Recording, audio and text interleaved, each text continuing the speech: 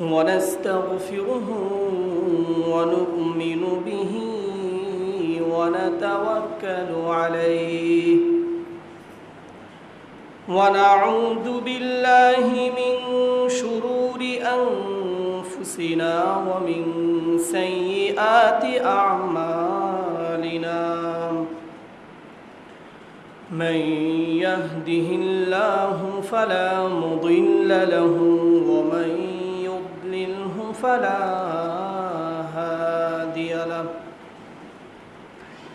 ونشهد أن لا إله إلا الله وحده لا شريك له ونشهد أن سيدنا وسندنا وحبيبنا وطبيبنا وطبيب قلوبنا ومولانا محمدا عبده ورسوله أما بعد فقد قال الله تعالى في كلامه المجيد وفرقانه الحميد فأعوذ بالله من الشيطان الرجيم بسم الله الرحمن الرحيم والذين إذا فعلوا فاحشة أو ظلموا أنفسهم ذكروا الله فاستغفروا لذنوبهم ومن يغفر الذنوب إلا الله ولم يصروا على ما فعلوا وهم يعلمون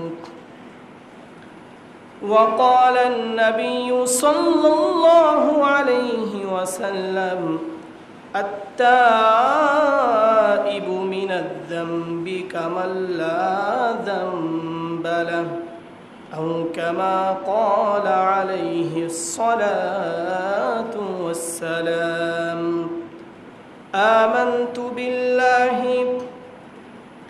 صدق الله مولانا العظيم صدق رسوله النبي الكريم ونحن على ذلك من الشاهدين والشاكرين والحمد لله رب العالمين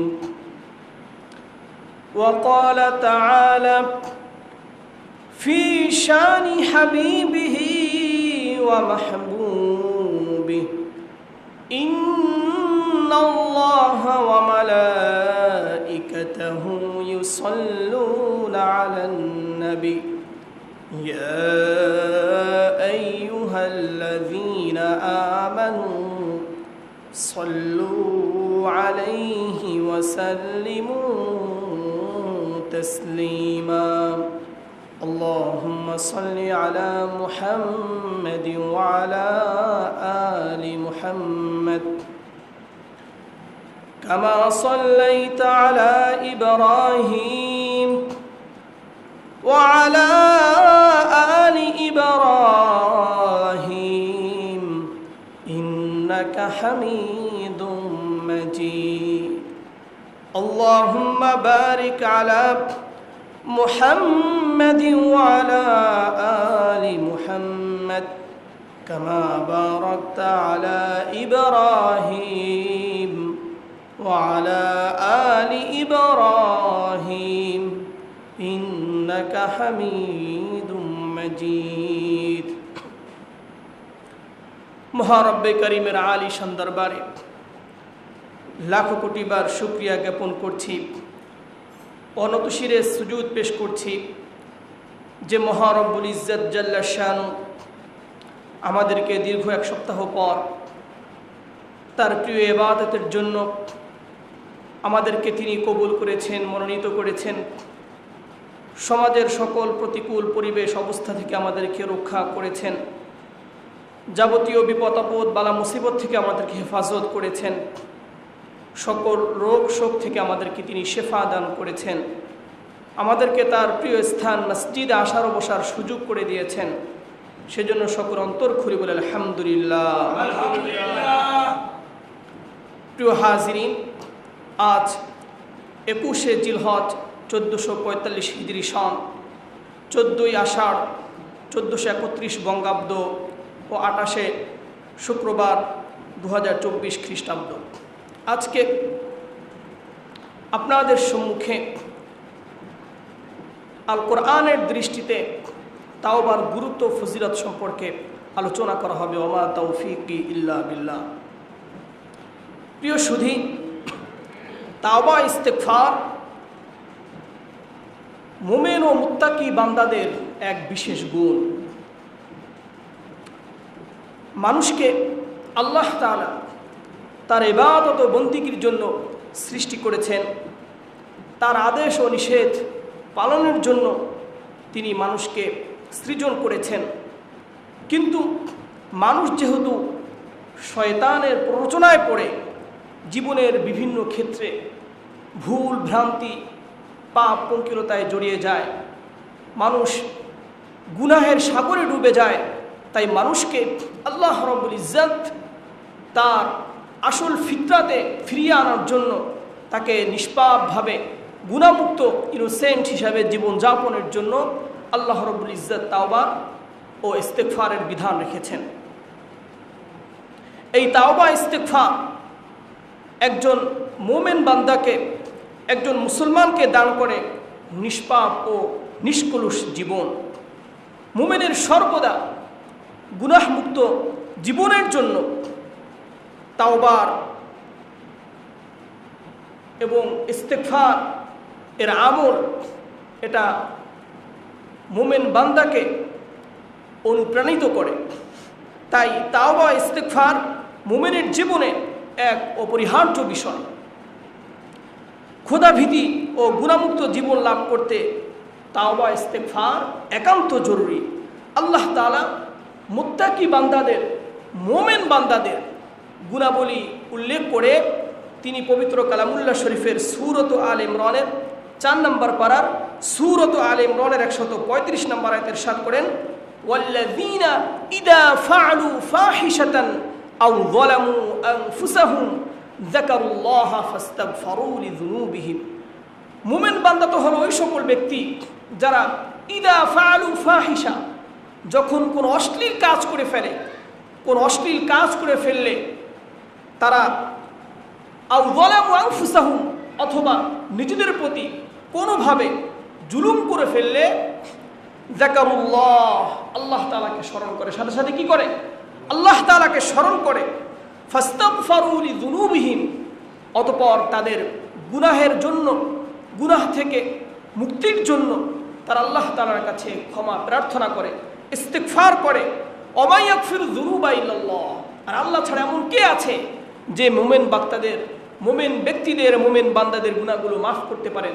এমন কেউই নেই, কেবলমাত্র আল্লাহ তাআলাই মুমিন বান্দাদের, মুত্তাকি বান্দাদের গুনাহগুলো মাফ করতে পারেন, মাফ করে থাকেন।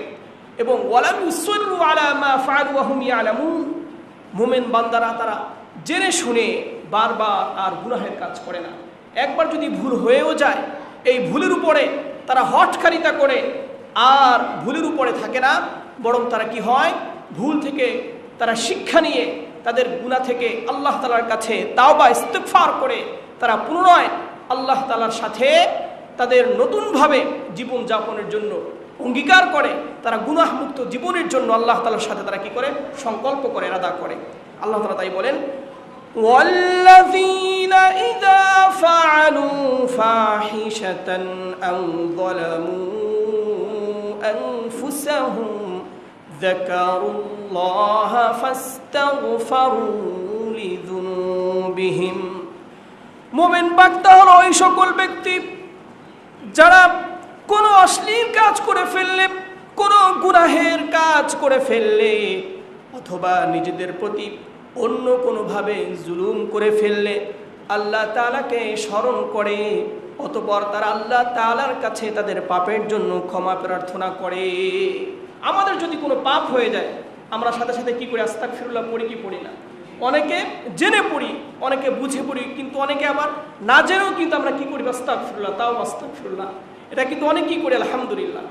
যদি কেউ মিথ্যা কথাও বলে অথবা কোনো খারাপ কাজ করে, কারো প্রতি জুলুম করে, তখন কিন্তু অনেক মুমিন ব্যক্তি, মুমিন ভাই এমন আছেন, তারা সাথে সাথে তাও আস্তাগফিরুল্লাহ, তাও আস্তাগফিরুল্লাহ বলে কি বলে না বলে?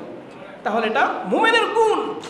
মুমিন যখন কোনো গুনাহের কাজ করবে, মুমিন যখন ভুল পথে হাঁটবে, মুমিন যখন কোনো অশ্লীল কাজ করবে, বেহায়াপনায় লিপ্ত হবে, কিংবা কারো প্রতি অন্যায় আচরণ করবে, জুলুম করবে, তখন সে আল্লাহ তাআলাকে স্মরণ করবে। কাকে স্মরণ করবে? আল্লাহ তাআলাকে স্মরণ করবে। মুমিন আল্লাহ তাআলাকে স্মরণ করবে। জীবনে যদি কোনো ভুল হয়ে যায়, কোনো গুনাহের কাজ হয়ে যায়, সাথে সাথে তাওবা ইস্তেগফার করে আল্লাহ তাআলার কাছে আবার ফিরে আসবে।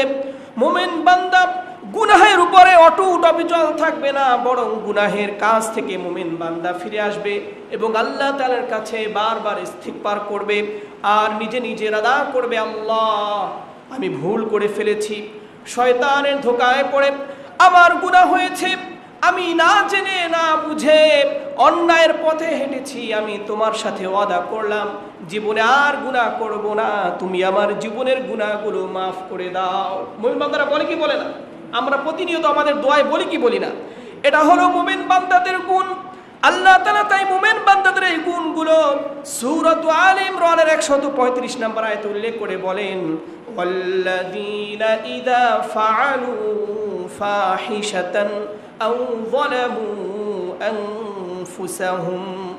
মুমিন বান্দারা হলো ওই সকল ব্যক্তি যারা কখনো যদি কোনো অন্যায় কাজ করে ফেলে, কোনো অশ্লীল কাজ করে ফেললে, অথবা কোনোভাবে নিজেদের প্রতি জুলুম করে ফেললে, তারা সাথে সাথে আল্লাহকে স্মরণ করবে। ফাস্তাগফারু লিযুনুবিহিম, অতঃপর তাদের পাপের জন্য আল্লাহ তাআলার কাছে ক্ষমা প্রার্থনা করবে। আর আল্লাহ তাআলা ছাড়া এমন কে আছে যে তাদের গুনাহগুলো মাফ করে দিবেন? আর তারা জেনে শুনে বারবার এই পাপের উপরে অবিচল থাকে না। এটা মুমিন বান্দাদের গুণ। তারা আল্লাহর উপরে ভরসা রাখে যে কেউ নেই যে আমাদের গুনাহগুলো মাফ করবে। যে আমি বারবার গুনাহ করব আর বাবার কাছে মাপ চাইবো, বাবা আমার গুনাহগুলো মাফ করে দাও, এমনকি আমরা বলি? কেউ বলি না। আমাদের বাবা আমাদের গুনাহগুলো মাফ করতে পারবে না। আমাদের কোনো বড় ব্যক্তি, কোনো ইঞ্জিনিয়ার কিংবা কোনো আইনজীবী, লয়ার যারা আছে, কোনো ব্যারিস্টার, কোনো উকিল, তারা কখনোই কেউ কি করতে পারবে না? আমাদের গুনাহগুলো মাফ করতে পারবে না, ক্ষমা করতে পারবে না। আমাদের গুনাহগুলো একমাত্র ক্ষমা কে করবেন? তার নাম কি? জোরে বলি আল্লাহ। আল্লাহ তাআলা আমাদের গুনাহগুলো মাফ করবেন। এজন্য মুমিন ব্যক্তিরা গুনাহ হয়ে গেলে কেবলমাত্র আল্লাহ তাআলার কাছেই মাপ চায়। আল্লাহ তাআলা ছাড়া এমন কোনো সত্তা নেই, এমন কোনো ক্ষমতাশীল ব্যক্তি নেই যে আমাদেরকে মাফ করবেন। কেবলমাত্র আল্লাহ তাআলাই আছেন যে আল্লাহ তাআলা আমাদের গুনাহগুলো মাফ করে দিবেন। ওয়া ইয়াগফিরুয যুনুবা ইল্লাল্লাহ, আল্লাহ তাআলা ছাড়া কেউ নেই যে কি করতে পারে? আমাদের গুনাহগুলো মাফ করতে পারে। এজন্য মুমিন ব্যক্তিরা আল্লাহ তাআলার উপরেই ভরসা রাখে। গুনাহ হলে আল্লাহ তাআলার কাছেই মাফ চায় যে আল্লাহ তাআলাই কি করবে? তাদেরকে ক্ষমা করে দিবে। এজন্য তারা বেশি বেশি আল্লাহ তাআলার কাছেই তাওবা ইস্তিগফার করে। এরপরে দেখুন, তাওবা এবং ইস্তিগফার এটা হচ্ছে নবীদের সুন্নাহ। সকল আম্বিয়া কেরাম তারা কি করেছেন? তাওবা ইস্তিগফার করেছেন। তারা বেশি বেশি অধিক পরিমাণে তারা তাওবা ইস্তিগফার করেছেন। সবাই যার যার ভাষায় তারা কি করেছেন? অধিক পরিমাণে তাওবা করেছেন। তবে তাদের তাওবা এবং ইস্তিগফার এবং আমাদের তাওবা ইস্তিগফারের মাঝে অনেক পার্থক্য আছে। নবী রাসূলগণের তাওবা ইস্তিগফার এটা হচ্ছে তাদের মর্যাদা বুলন্দির জন্য। তাদের কিসের জন্য? তাদের মর্যাদা আল্লাহ তাআলার কাছে আরো অধিক বৃদ্ধির জন্য তারা কি করেছেন? তাওবা ইস্তিগফার করেছেন। আর আমরা সাধারণ মানুষ যারা আছে তারা তাওবা ইস্তিগফার করে দুই কারণে। কয় কারণে? জোরে বলেন, কয় কারণে? দুই কারণে। সাধারণ মানুষ, মুমিন ব্যক্তি, তারা মুসলমান মুমিন ব্যক্তি, তারা আল্লাহ তাআলার কাছে তাওবা ইস্তিগফার করে থাকেন দুই কারণে। এক নাম্বার কারণ হচ্ছে নিজেদের গুনাহ থেকে মাফির জন্য, গুনাহ মাফির জন্য, গুনাহগুলো ক্ষমা করার জন্য, আল্লাহ তাআলার কাছে গুনাহ থেকে মুক্ত হয়ে পাপ সাপ একদম পাপ মুক্ত হয়ে পরিপূর্ণ পরিষ্কার পরিচ্ছন্ন জীবন যাপনের জন্য আল্লাহ তাআলার কাছে তারা কি করে থাকে? তাওবা ইস্তিগফার করে থাকে। তাহলে মুমিন ব্যক্তি আল্লাহ তাআলার কাছে তাওবা ইস্তিগফার করে কয় কারণে? জোরে বলি, দুই কারণে। এক নাম্বার হচ্ছে গুনাহ থেকে, পাপ থেকে পরিপূর্ণরূপে নিষ্কৃতির জন্য, পাপ থেকে মুক্তির জন্য, গুনাহ মাফির জন্য আল্লাহ তাআলার কাছে কি করে? ইস্তিগফার, তাওবা করে। দুই নাম্বার কারণ হচ্ছে মুমিন ব্যক্তিরাও আল্লাহ তাআলার কাছে ইস্তিগফার এবং তাওবা করে থাকে তাদের মর্যাদা কিসের জন্য? বুলন্দির জন্য। নবী রাসূলগণ তারা ইস্তিগফার করে থাকেন, তাওবা করে থাকেন কেবলমাত্র তাদের মর্যাদা আল্লাহ তাআলার কাছে বুলন্দির জন্য। আর সাধারণ মানুষ তারা তাওবা ইস্তিগফার করে থাকে তাদের পাপ থেকে মুক্তির জন্য, পাশাপাশি তাদের মর্যাদা বুলন্দির জন্য। এরপরে যত নবী রাসূল আছেন তারা সবাই তাদের ভাষায় কি করেছেন? সুন্দর ভাষায় আল্লাহ তাআলার কাছে তারা তাওবা করেছেন, ইস্তিগফার করেছেন। এ সম্পর্কে হযরত আদম আলাইহিস সালামের বক্তব্যে তার তাওবা ইস্তিগফারের কথা আল্লাহ রাব্বুল ইজ্জত পবিত্র কালামুল্লাহ শরীফে তুলে ধরেছেন। সূরাতুল আরাফ 8 নম্বর পারার সূরাতুল আরাফের 23 নম্বর আয়াতে আল্লাহ তাআলা বলেন, রব্বানা ظلمنا أنفسنا وإن لم تغفر لنا وترحمنا لنكونن من الخاسرين। হযরত আদম ও হাওয়া যখন তারা জান্নাত থেকে বহিষ্কার হলেন, জান্নাত থেকে বহিষ্কার হয়ে এই পৃথিবীর বুকে যখন তারা আগমন করেন, আল্লাহ তাআলা যখন তাদেরকে পৃথিবীতে পাঠিয়ে দেয়, তখন আল্লাহ তাআলা তাদেরকে তাওবার এই ভাষা শিখিয়ে দিয়েছেন। তারা তাদের ভাষায় আল্লাহ তাআলার কাছে তাওবা করলেন। ক্বালা রব্বানা যালামনা আনফুসানা, রব্বানা হে আমাদের রব, যালামনা আনফুসানা আমরা নিজেদের প্রতি জুলুম করে ফেলেছি, ওয়া ইল্লাম তাগফির লানা ওয়া তারহামনা যদি আপনি আমাদেরকে মাফ না করেন, যদি আপনি আমাদের প্রতি রহম না করেন, লানাকুনান্না মিনাল খাসিরিন তবে আমরা অবশ্যই ক্ষতিগ্রস্তদের অন্তর্ভুক্ত হয়ে যাব, আমরা ধ্বংস হয়ে যাব।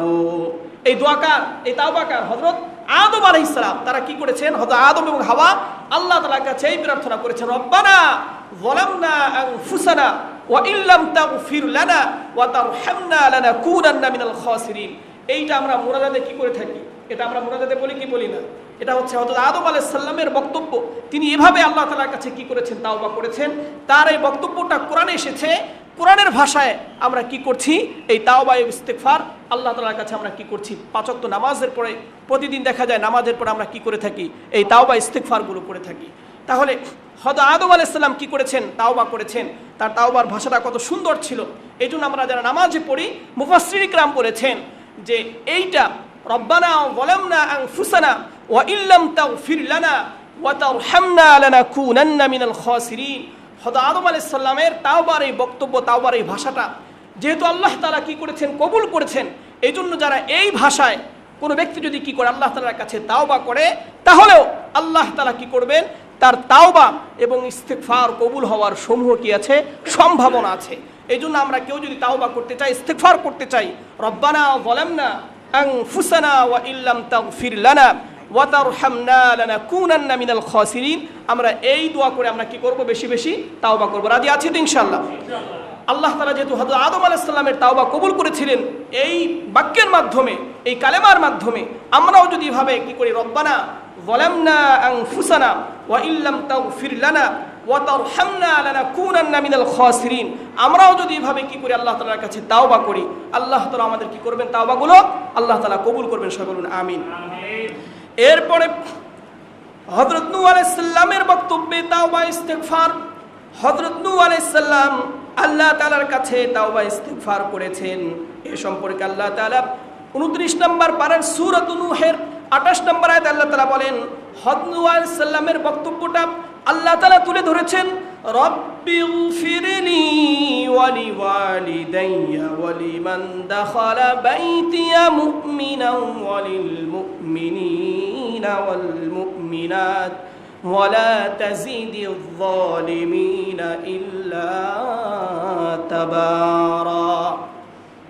হযরত নূহ আলাইহিস সালাম আল্লাহ তাআলার কাছে তাওবা করলেন, দোয়া করলেন, রব্বিগফিরলি ওয়া লিওয়ালিদাইয়া, হে আমার রব আপনি আমাকে ক্ষমা করে দিন, ওয়া লিওয়ালিদাইয়া এবং আমার পিতামাতাকে ক্ষমা করে দিন, ওয়া লিমান দাখালা বাইতিয়া মুমিনা আর যে ব্যক্তি মুমিন অবস্থায় আমার গৃহে প্রবেশ করেছে, আমার ঘরে প্রবেশ করেছে তাকেও আপনি ক্ষমা করে দিন। ওয়ালিল মুমিনিন, আর যত মুমিন আছে তাদেরকেও ক্ষমা করে দিন। ওয়ালিল মুমিনাত, আর যত মুমিন নারী আছে তাদেরকেও ক্ষমা করে দিন। ওয়ালা তাজিদিয যালিমিনা ইল্লা তাবারা, আর আপনি জালেমদেরকে শুধু ধ্বংসই বৃদ্ধি করে দিন। যারা জালেম আছে তাদেরকে সমূলে আপনি ধ্বংস করে দিন। আর আমি, আমার পিতামাতা এবং যারা মুমিন অবস্থায় আমার গৃহে প্রবেশ করেছে তাকে, এবং যারা মুমিন পুরুষ আছে, মুমিন নারী আছে, এদেরকে আপনি ক্ষমা করে দিন। এরা ছাড়া যত জালেম আছে, কাফের মুশরিক আছে, যারা আপনার একাত্মবাদে যারা কি করে না, বিশ্বাসী না, এদের সকলকে আপনি সমূলে ধ্বংস করে দিন। এই দোয়া, এই তাওবা এভাবে হযরত নূহ আলাইহিস সালাম আল্লাহ তাআলার কাছে করেছেন। হযরত নূহ আলাইহিস সালামের তাওবার এই ধরনটা আল্লাহ তাআলা কালামে পাকে তুলে ধরেছে। এভাবে হযরত নূহ আলাইহিস সালামের বক্তব্য, হযরত মূসা আলাইহিস সালামের বক্তব্য আল্লাহ তাআলা 20 নম্বর পারার সূরাতুল কসাসের 16 নম্বর আয়াতে আল্লাহ তাআলা হযরত নূহ আলাইহিস সালামের যে বক্তব্য ছিল তার এই বক্তব্য এটা আল্লাহ তাআলা তুলে ধরেছেন। হযরত মূসা আলাইহিস সালাম বলেন, রব্বি ইন্নী যালামতু নাফসি ফাগফিরলি ফাগফারা লাম ইন্নাহু হুয়াল গফুরুর রহিম। রব্বি গফিরলি, রব্বি, হে আমার রব, ইন্নী যালামতু নাফসি, আমি ভুল করেছি, আমি নিজের প্রতি জুলুম করেছি। ফাগফিরলি, অতএব আপনি আমাকে ক্ষমা করে দিন। ফাগফারা লাম, অতঃপর আল্লাহ তাআলা তাকে ক্ষমা করে দিলেন। ইন্নাহু হুয়াল গফুরুর রহিম, নিশ্চয়ই তিনি হচ্ছেন পরম করুণাময়, অতি দয়ালু, তিনি অতি ক্ষমাশীল, অতি দয়ালু। হযরত মূসা আলাইহিস সালাম তিনি কি করেছেন? আল্লাহ তাআলার কাছে এভাবে তাওবা করেছেন। এখন প্রশ্ন হতে পারে, তিনি তাওবা করেছেন, আমি আগেই বলেছি নবীরা তারা তাওবা করে থাকেন কিসের জন্য? তাদের মর্যাদা বুলন্দির জন্য। হযরত মূসা আলাইহিস সালাম তিনি যেহেতু তার এক থাপ্পড়ে এক কিপ্তি মারা যায়, এই ঘটনা আমরা জানি, তো ইন্তেকালের পরে হযরত মূসা আলাইহিস সালাম আল্লাহ তাআলার কাছে কি করলেন? তাওবা করলেন। যদিও হযরত মূসা আলাইহিস সালাম জানতেন যে আমি কি করিনি, তাকে ইচ্ছা করে মারিনি এবং তাকে মারাটা আমার কিনা অপরাধ না, তারপরেও তার মর্যাদা বুলন্দির জন্য তিনি কি করেছেন? আল্লাহ তাআলার কাছে দোয়া করেছেন, তাওবা করেছেন, ইস্তেগফার করেছেন। এজন্য যেহেতু সকল নবী রাসূলগণ তারা বেশি বেশি কি করেছেন? তাওবা ইস্তেগফার করেছেন আল্লাহ তাআলার কাছে। এজন্য আমাদেরকেও কি করতে হবে? অধিক পরিমাণ তাওবা ইস্তেগফার করতে হবে। তাওবা ইস্তেগফার এটা রাসূলের, সকল নবী রাসূলদের সুন্নাত। আমরা সুন্নতের নিয়তে আমরা কি করব? সুন্নতের নিয়তে আমরা অধিক পরিমাণ তাওবা ইস্তেগফার করব। এরপরে হযরত মুহাম্মদ আহমদ মুস্তাফা সাল্লাল্লাহু আলাইহি সাল্লাম তিনিও কি করেছেন? আমাদেরকে অধিক পরিমাণ তাওবা করার জন্য নির্দেশ প্রদান করেছেন। সম্পর্কে সহিহ মুসলিমের 2702 নম্বর হাদিস হযরত ইবনে ওমর রাদিয়াল্লাহু আনহু থেকে বর্ণিত, তিনি বলেন রাসূলুল্লাহ সাল্লাল্লাহু আলাইহি ওয়াসাল্লাম ইরশাদ করেছেন, ইয়া আইয়ুহান নাস তুবু ইলাল্লাহ ফাইন্নী আতুবু ফিল ইয়াউমি ইলাইহি মিআতা মাররা। হে লোক সকল, তোমরা আল্লাহ তাআলার কাছে অধিক পরিমাণ তাওবা করো। হে লোক সকল, তোমরা আল্লাহ তাআলার কাছে তাওবা করো। নিশ্চয়ই আমি প্রতিদিন আল্লাহ তাআলার কাছে 100 বার তাওবা করি। অতএব তোমরাও আল্লাহ তাআলার কাছে বেশি বেশি তাওবা করো। নবীর কোনো গুনাহ ছিল? আমাদের নবীর কোনো গুনাহ ছিল? তার জীবনে কোনো গুনাহ ছিল না। তিনি নিষ্পাপ ছিলেন। তার পূর্বের এবং পরের যত গুনাহ আছে আল্লাহ তাআলা তার জীবনের আগে পরের সকল গুনাহ মাফ করে দিয়েছেন। নবীর জীবনে কোনো গুনাহ ছিল না। এরপরেও নবী মুহাম্মদ আহমদ মুস্তাফা সাল্লাল্লাহু আলাইহি সাল্লাম প্রতিদিন কতবার তাওবা করেছেন? যদি বলি 100 বার। কতবার? 100 বার তিনি প্রতিদিন তাওবা করেছেন। তাহলে আমাদের কতবার তাওবা করা দরকার? যার জীবনে কোনো গুনাহ ছিল না তিনি যদি 100 বার তাওবা করেন, তাহলে আমরা প্রতি মুহূর্তে গুনাহ করি। প্রতি কথায় 100 কথা বললে তার ভিতরে দেখা যায় 80 ভাগ আমরা মিথ্যা কথা বলি। আর বর্তমান সমাজ ব্যবস্থা তো এমন যে যে যত বেশি মিথ্যা বলতে পারে মানুষ তাকে অধিক পরিমাণ চালাক মনে করে। তাকে কি মনে করে? ক্লেভার মনে করে। অনেক চালাক, অনেক ট্যালেন্টফুল, অনেক বুদ্ধিমান ছেলে, অনেক কথাগুলো খুব ভালোভাবে সে বলতে পারে। কিন্তু কথাগুলো ভালোভাবে কিভাবে বলে? 100 কথা বললে তার ভিতরে অনেক লোক আছে 100 কথার ভিতরে 101টা মিথ্যা কথা বলে। 100 কথা বললে 100 কথার 101টাই মিথ্যা কথা বলে। আর এমন ব্যক্তিকে অনেক বেশি চালাক মনে করা হয়। নাউজুবিল্লাহি মিন যালিক। অথচ মিথ্যা বলা গুনাহে কি জোরে বলি, গুনাহে কাবীরা। গুনাহে কাবীরা মিথ্যা কথা বলা। আর কবিরা গুনার পাওয়ার কি? একটা কবিরা গুনাহি একজন ব্যক্তিকে জাহান্নামে নিয়ে যেতে পারে। এজন্য যে ব্যক্তি একদিনে 100 মিথ্যা কথা বলে, তাহলে এই ব্যক্তির জান্নাতে যাওয়ার আশা, এটা আল্লাহ তাআলাই ভালো জানেন তার কি অবস্থা হতে পারে। এজন্য আমাদের উচিত হচ্ছে যারা মিথ্যা কথা বলবে তাদেরকে পরিহার করা, যারা মিথ্যুক, এমন মিথ্যুক সঙ্গীদের সংস্পর্শ পরিহার করা, তাদের কাছে না ঘেঁষা, তাদেরকে পরিত্যাগ করা, এবং যারা মিথ্যা কথা বলে তাদেরকে বুঝানো যে সত্য বলতে হবে, মিথ্যা বলা যাবে না, সত্য বলতে হবে, মিথ্যা বলা যাবে না। আসিদকু ইনজি ওয়াল কিযবু ইউহলিক। সত্য মানুষকে মুক্তি দেয় আর মিথ্যা মানুষকে ধ্বংস করে, মিথ্যা মানুষকে ধ্বংসের দ্বার প্রান্তে নিয়ে যায়। একটা মানুষ একটা মিথ্যা কথা বললে এই একটা মিথ্যা কথাকে সত্য বানানোর জন্য এর সাথে আরো 1000টা মিথ্যা কথা কি দেয়, জোড়া দেয়। জোড়া দিয়ে একটা মিথ্যা কথাকে সে সত্যে কি করতে চায়, প্রমাণিত করতে চায়। এজন্য মিথ্যা কথা বলা যাবে না। একটা মিথ্যা কথা বললে এটাকে সত্য করার জন্য আরো 1000 মিথ্যা কথা বলতে হবে। এই জন্যই মিথ্যা কথা বলা যাবে না। মিথ্যা কথা কি জোরে বলি, গুনাহে কাবীরা। সবাই বলি মিথ্যা কথা কি জোরে বলি, কবিরা গুনাহ। আমরা বাংলা ভাষায় কি বলি, কবিরা গুনাহ, কবিরা গুনাহ। গুনাহে কাবীরা, মিথ্যা কথা কি গুনাহে কাবীরা। এই জন্য মিথ্যা কথা পরিত্যাগ করতে হবে। সবাই রাজি আছি তো ইনশাআল্লাহ? মিথ্যা যে বলে তাকে আমরা পরিহার করব, তাকে বুঝাবো মিথ্যা বলা যাবে না। তুমি যদি এভাবে মিথ্যা কথা বলো, তুমি যদি এভাবে নাকে চোখে, আমরা অনেকে বলি আরে এই কথা বলে নাকে চোখে মিথ্যা কথা বলে, নাক দিয়ে তো কথা বলতে পারে না, কিন্তু এত পরিমাণ মিথ্যা কথা বলে মানুষ। এই জন্য বলে নাকে মুখে চোখে সব দিয়ে মিথ্যা কথা বলে। এজন্য আমরা এমন ব্যক্তিকে পরিহার করব এবং তাকে বুঝাবো তুমি যদি মিথ্যা বলো তাহলে তোমার গুনাহ হবে। আর এটা কেমন গুনাহ? গুনাহে কাবীরা। আর যেই গুনাহে কাবীরা তোমার জীবনের যত আমল আছে সকল আমলগুলো বরবাদ করে দিবে এবং তোমাকে জাহান্নামে নিয়ে যাবে। এজন্য মিথ্যা কথা পরিহার করতে হবে। যারা মিথ্যা কথা পরিহার করে, যারা মিথ্যা কথা পরিহার করে তারা আল্লাহর পক্ষ থেকে পুরস্কার প্রাপ্ত হবে। যারা মিথ্যা কথা বলে তাদেরকে আমাদের বুঝাতে হবে এবং এরপরে যদি সে মিথ্যা কথা না ছাড়ে তার সঙ্গ পরিত্যাগ করতে হবে। সবাই রাজি আছি তো ইনশাআল্লাহ?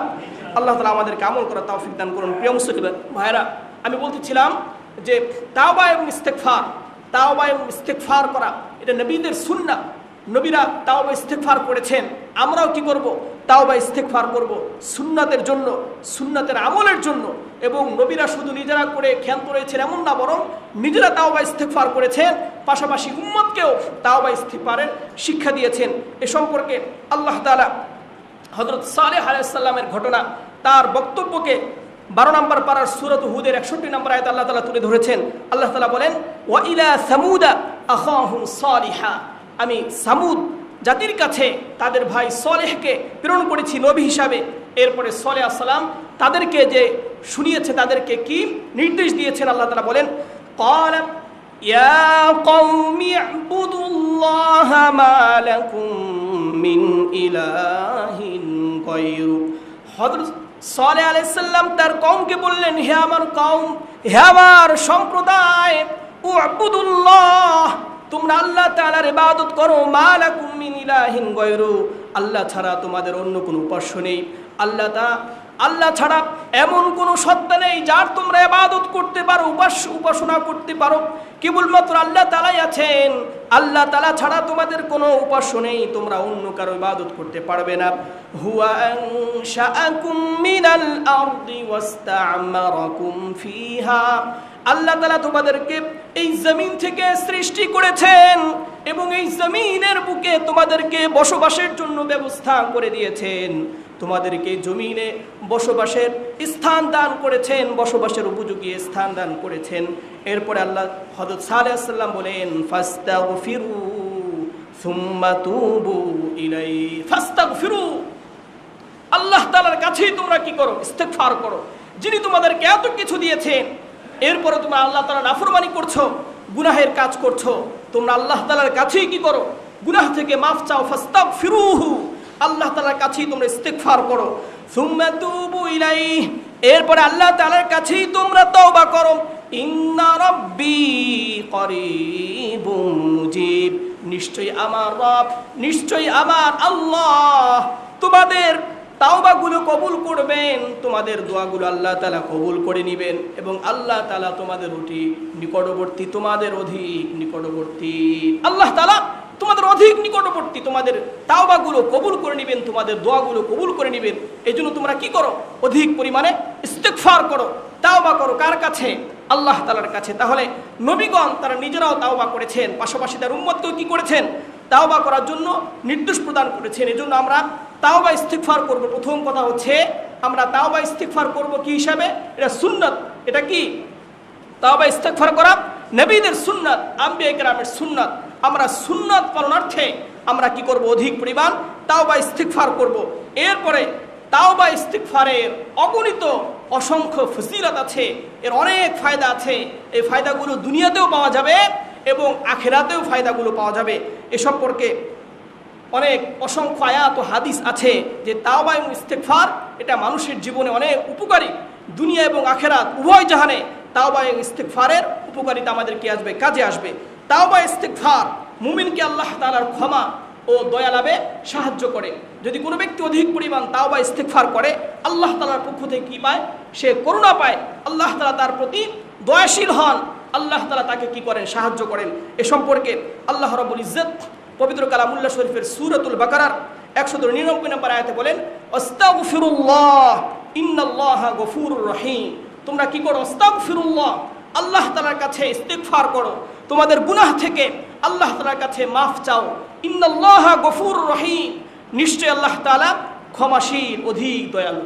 তাহলে আল্লাহ তাআলার কাছে আল্লাহ তাআলার দয়া যদি আমরা পেতে চাই, তার করুণা, তার রহমত, তার মাগফিরাত পেতে চাইলে আমাদের অধিক পরিমাণ কি করতে হবে? আমাদেরকে ইস্তিগফার করতে হবে। তার কাছে অধিক পরিমাণ কি করতে হবে? যদি বলি ইস্তিগফার করতে হবে।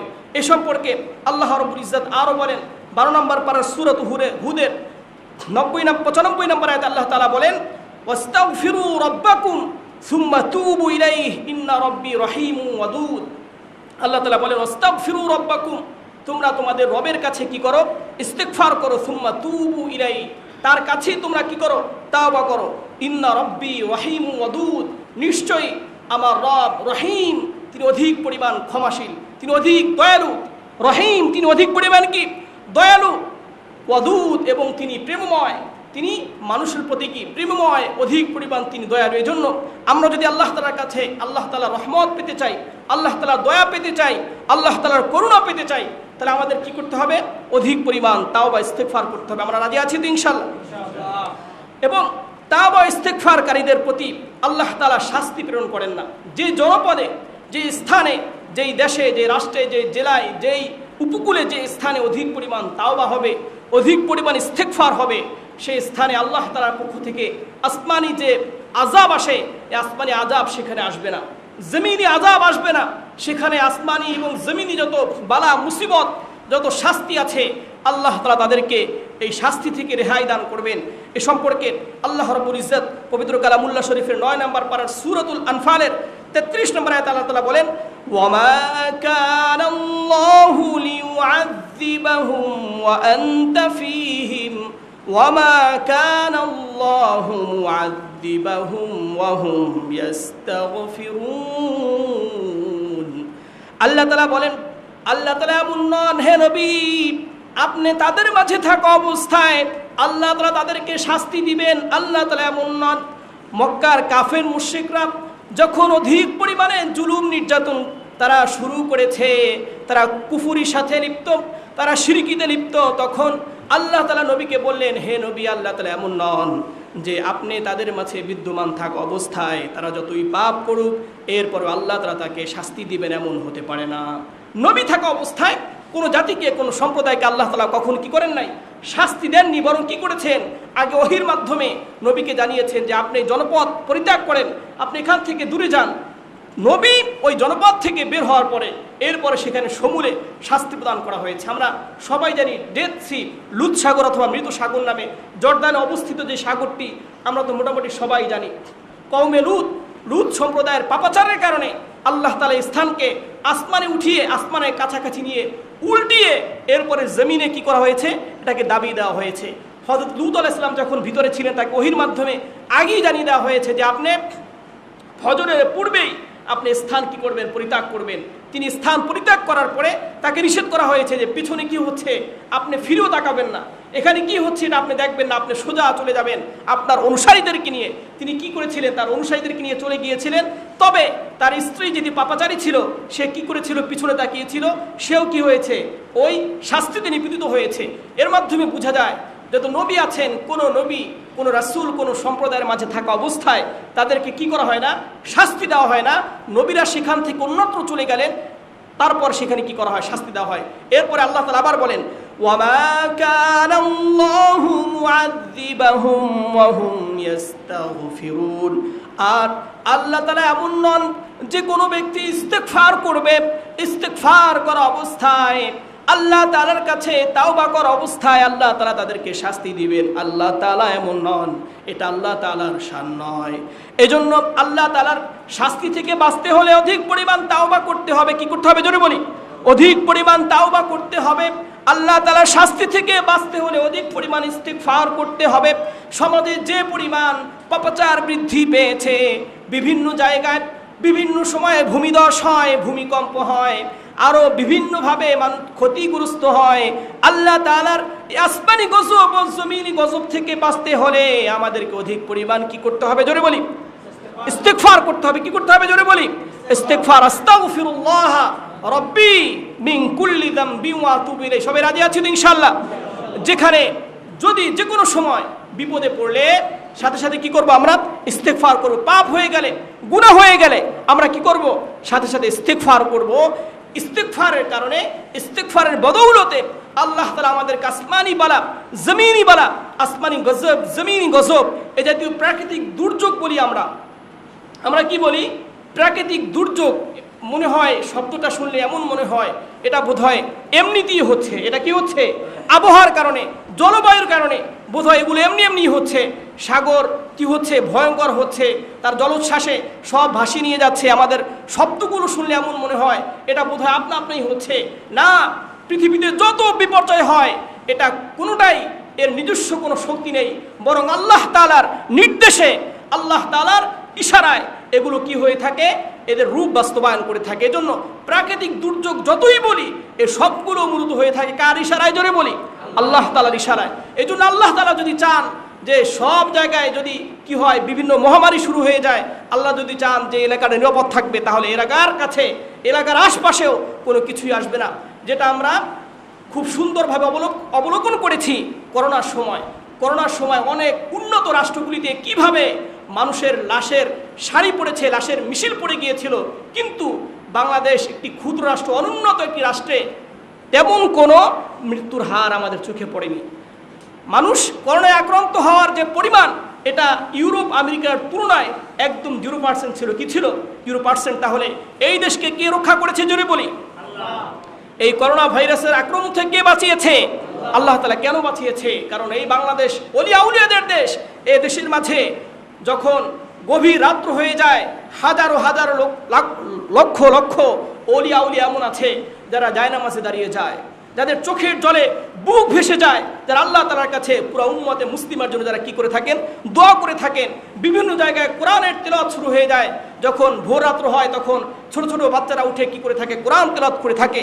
আল্লাহ তাআলা এদের বদৌলতে এবং মুমিন ব্যক্তিদের প্রার্থনা, তাদের দোয়া, তাদের ইস্তিগফার, তাদের রোনাজারির বদৌলতে এই বাংলাদেশকে বিভিন্ন সময় বারবার প্রাকৃতিক দুর্যোগ, ভূমিকম্প, ভূমিধস, জলোচ্ছ্বাস, সুনামি, সিডর, আরও যত ভয়ানক প্রাকৃতিক দুর্যোগ আছে, সকল প্রাকৃতিক দুর্যোগ থেকে হেফাজত করেন। কারণ কি? এই দেশের মানুষ খোদাভীরু। আল্লাহ তাআলার কাছে তারা কি করে? অধিক পরিমাণ ইস্তিগফার করে, তারা তাওবা ইস্তিগফার করে। এজন্য আমরা তাওবা ইস্তিগফার বেশি বেশি করবো। সবাই রাজি আছি তো ইনশাআল্লাহ? তাওবা ইস্তিগফারের আরো অসংখ্য অগণিত ফজিলত আছে। এর ভিতরে একটা বললাম যে তাওবা ইস্তিগফার করলে আল্লাহ তাআলার আযাব থেকে বাঁচা যায়। কি যায়? জোরে বলি, আল্লাহ তাআলার আযাব থেকে বাঁচা যায়। কিসের মাধ্যমে? তাওবা ও ইস্তিগফারের মাধ্যমে। তাওবা ইস্তিগফার করলে মুমিনের পার্থিব নিয়ামত, শক্তি, সামর্থ্য এবং যাবতীয় সমৃদ্ধি তার অর্জন হয়।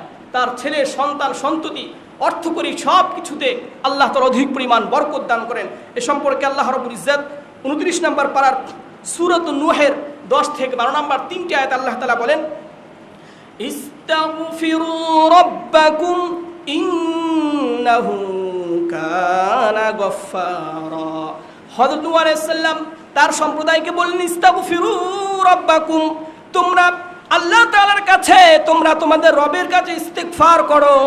ইন্নাহু কানা গফফারা, তিনি অধিক পরিমাণ ক্ষমাশীল। ইন্নাহু কানা গফফারা, তিনি তোমাদেরকে ক্ষমা করে দিবেন। এরপরে তিনি বলেন, ইউরসিলিস সামাআ আলাইকুম মিদরারা, তোমরা অনাবৃষ্টিতে ভুগছ, তোমাদের জমিনে বৃষ্টি হচ্ছে না। ইউরসিলিস সামাআ আলাইকুম মিদরারা, তোমরা তাওবা করলে আল্লাহ তাআলা তোমাদের উপরে আসমান থেকে মুষলধারে বৃষ্টি বর্ষণ করবেন। সবাই বলেন সুবহানাল্লাহ। ইউরসিলিস সামাআ আলাইকুম মিদরারা, তাওবা ইস্তিগফারের মাধ্যমে কি আসবে? আলাইকুম মিদরারা, অধিক পরিমাণ বৃষ্টি আসবে। যেখানে অধিক অনাবৃষ্টি হয়, বৃষ্টি হয় না, পুরো একদম অনাবৃষ্টির কারণে জমিন ফেটে চৌচির হয়ে গিয়েছে, মানুষ একদম তীব্র আবহাওয়া, যে বায়ু এটা সহ্য করতে পারে না, এমন কঠিন পরিস্থিতিতে কেউ যদি কি করে অধিক পরিমাণে ইস্তিগফার করে, তাওবা করে, তখন আল্লাহ তাআলা আসমান থেকে কি করবেন? সেখানে বৃষ্টি বর্ষণ করবেন। আল্লাহ তাআলার ওয়াদা, এটা আল্লাহ তাআলার ফরমান। ইউরসিলিস সামাআ আলাইকুম মিদরারা, তিনি আসমান থেকে কি করবেন? বৃষ্টি বর্ষণ করবেন।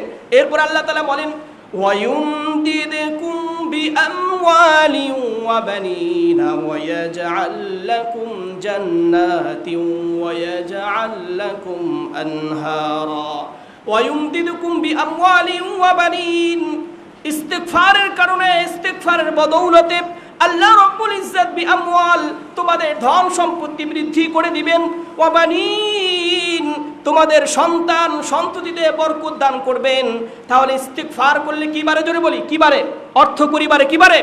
ধন সম্পদ বারে। জোরে বলি, সবাই ঘুমায় কি করে? সবাই জোরে বলি, ইস্তিগফার করলে কি হয়?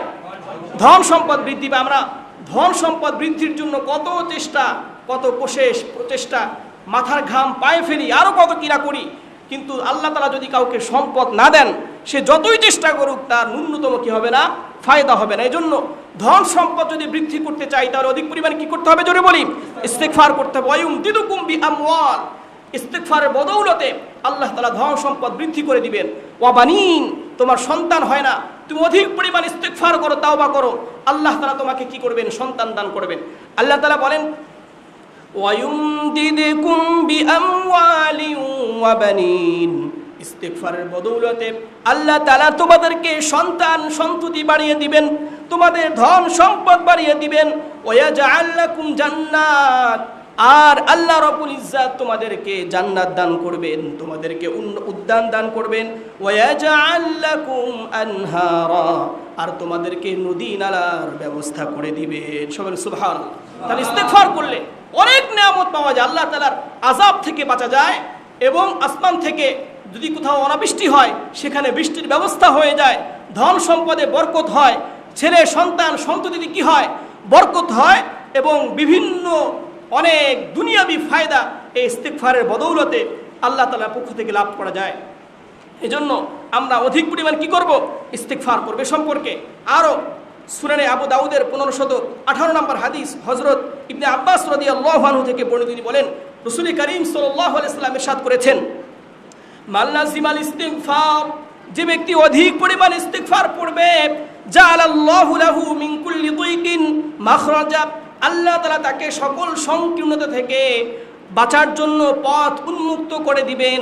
আল্লাহ তাআলা তার যত সংকীর্ণতা আছে সকল সংকীর্ণতাকে দূর করে দিবেন। সুবহানাল্লাহ।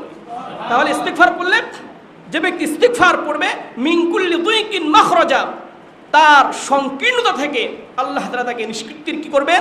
ব্যবস্থা করে দিবেন। এরপরে ওয়া মিন কুল্লি হাম্মিন ফারাজা, ইস্তিগফারের বদৌলতে আল্লাহ তাআলা তার যত পেরেশানি আছে, যত দুশ্চিন্তা আছে, সকল টেনশন দূর করে দিবেন, সকল পেরেশানি দূর করে দিবেন, যত বালা মুসিবত আছে সকল বালা মুসিবতগুলো দূর করে দিবেন। ওয়ারাযাকাহু মিন হাইসু লা ইয়াহতাসিব, আর তাকে এমনভাবে রিজিক দিবেন সে কল্পনাও করতে পারবে না। তাহলে ইস্তিগফার করলে কি হবে? যত সংকীর্ণতা আছে সংকীর্ণতা দূর করে দিবেন, যত পেরেশানি আছে, দুশ্চিন্তা আছে, সকল দুশ্চিন্তাগুলো দূর করে দিবেন। ওয়ারাযাকাহু মিন হাইসু লা ইয়াহতাসিব, তাকে এমনভাবে রিজিক দেওয়া হবে সে কি করতে পারবে না? কল্পনাও করতে পারবে না। এজন্য আমরা অধিক পরিমাণে ইস্তিগফার করব তো ইনশাআল্লাহ। এরপরে সর্বশেষ আরেকটি হাদিস বলে শেষ করে দিব। সুনান ইবনে মাজাহ শরীফের 4250 নম্বর হাদিস হযরত আব্দুল্লাহ ইবনে মাসউদ রাদিয়াল্লাহু আনহু থেকে বর্ণিত, তিনি বলেন রাসূল করিম সাল্লাল্লাহু আলাইহি সাল্লাম বলেছেন, যে ব্যক্তি ইস্তেগফার করবে তার অবস্থাটা এমন হবে যেমন নিষ্পাপ ভূমিষ্ঠ শিশু যার কোনো জীবনে গুনাহ নেই, তদ্রূপ কোনো ব্যক্তি যদি কি করে ইস্তেগফার করে, সেও জীবনে যত গুনাহ করেছে সকল গুনাহ থেকে সে কি হয়ে যায়, নিষ্পাপ হয়ে যায়। সকলে সুবহানাল্লাহ। রাসূল করিম সাল্লাল্লাহু আলাইহি ওয়াসাল্লাম বলেন, আত-তাইবু মিনাজ যামবি কামাল্লা যামবালা, যে ব্যক্তি গুনাহ থেকে তাওবা করলো সে এমন হয়ে গেল যেন তার জীবনে কোনো গুনাহই নেই, সে পরিপূর্ণ ইনোসেন্ট, নিষ্পাপ, নিষ্কলুষ, পরিপূর্ণ শিক্ষিত হয়ে গেল, গুনাহমুক্ত হয়ে গেল।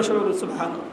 এরপরে প্রিয় মুসল্লি ভাই, আরেকটি হাদিস, ইস্তেগফার করলে একাধিক ফায়দা, এটা আমি বলেছি। এর ভিতরে সর্বশেষ আরেকটি হাদিস, সে হাদিসটা সাইদুল ইস্তেগফার সম্পর্কে। আমরা যে ইস্তেগফার পড়ি, ইস্তেগফারের ভিতরে একটা ইস্তেগফার আছে যেটাকে ইস্তেগফারের সর্দার বলা হয়, সাইয়্যিদুল ইস্তেগফার বলা হয়। যদি কোনো ব্যক্তি ফজরের পরে সাইয়্যিদুল ইস্তেগফার পড়ে, তাহলে সারাদিনে মাগরিবের আগ পর্যন্ত যদি তার মৃত্যু হয়, আল্লাহ তাআলা তাকে জান্নাত দান করবে। সে বলে সুবহানাল্লাহ। আর যদি কোনো ব্যক্তি সন্ধ্যার পরে এই সাইয়্যিদুল ইস্তেগফার পড়ে, তাহলে সন্ধ্যা থেকে ফজর পর্যন্ত এই সময়ের ভিতরে তার যদি ইন্তেকাল হয়, তাহলে আল্লাহ তাআলা তাকে কি করবেন, জান্নাত দান করবেন। এ সম্পর্কে সাইয়্যিদুল ইস্তেগফার, এটা কি?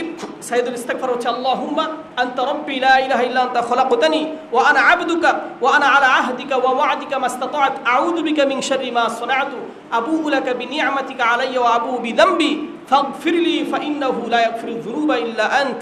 যে ব্যক্তি যে ব্যক্তি সাইয়্যিদুল ইস্তেগফার করবে, মান ইযা ক্বালা হিনা ইউসবিহু, যে ব্যক্তি সকালবেলা কি করবে, এই সাইয়্যিদুল ইস্তেগফার করবে, তাহলে সে কি করতে পারবে, জান্নাতে প্রবেশ করতে পারবে। অথবা যে ব্যক্তি কি করবে, সন্ধ্যার সময় এই সাইয়্যিদুল ইস্তেগফার পড়বে, ফজর আগ পর্যন্ত সে কি করে ইন্তেকাল করে, আল্লাহ তাআলা কি করবেন, জান্নাত দান করবেন। সেজন্য আমরা সবাই রাজি আছি ইনশাআল্লাহ।